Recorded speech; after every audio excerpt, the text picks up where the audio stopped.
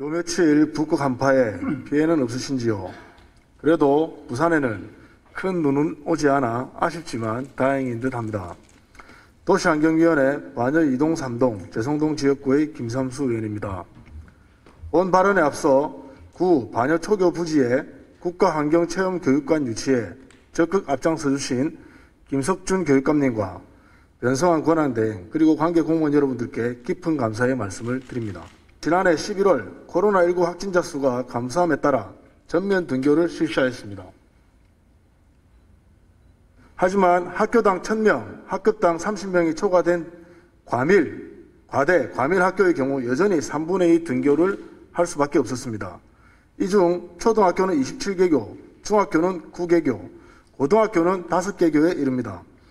대부분이 신도시이거나 구도심이어도 재개발, 재건축 등으로 인한 신규 입주 수요가 발생한 곳들입니다. 개교 시부터 현재까지 주변에 신규 입주 수요가 없음에도 불구하고 과대 과밀을 유지하고 있는 학교가 있습니다. 바로 센텀 초등학교와 센텀 중학교입니다.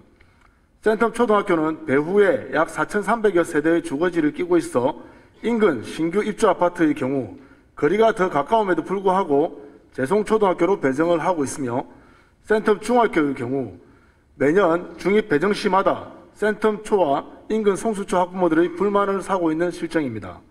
특히나 센텀 중 앞에는 센텀 시티 개발 당시부터 센텀 제2초등학교 예정부지로 지정된 땅이 있음에도 불구하고 인근에 신규 개발 수요가 없다는 이유로 지난 6차례의 중앙투자심의에서 보류되고 있는 실정입니다.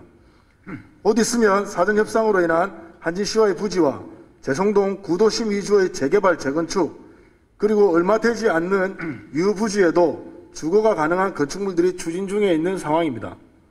뿐만 아니라 인근 강동초등학교도 대규모의 재건축을 앞두고 있어 과밀이 예상되고 있는 실정입니다. 하지만 여전히 개발 행위가 이루어지지 않았다는 이유로 급기야 지난해에는 중앙투자심의에도 올리지도 못한 실정입니다. 그리고 학령 인구 감소는 줄어든 신생아 수에서도 이미 예측이 가능한 부분입니다. 언제까지 부결되는 초등학교를 밀어붙일 생각이십니까? 초등학교를 짓는다고 하더라도 결국 중학교 배정 문제로 또 다른 갈등이 야기될 것은 명약관화한 일입니다. 이제라도 생각을 전환하여 해당 부지를 초중등 겸용학교로 변경 추진하는 것은 어떨는지요? 시대가 변함에 따라 교육청의 하드웨어도 이제는 변해야 하지 않겠습니까? 소프트웨어야 얼마든지 업그레이드도 가능하고 변경도 가능하지만 하드웨어의 건축물은 한 번 건축을 하면 최소한 30년에서 50년은 그대로 갈 수밖에 없지 않습니까?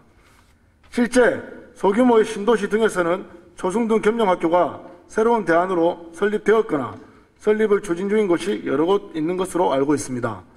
도심 한복판에도 초중등 겸용학교가 가능하다는 발상의 전환이 필요합니다.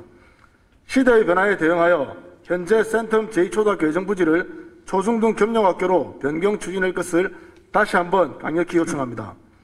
2021년 희망찬 새해가 시작되었습니다.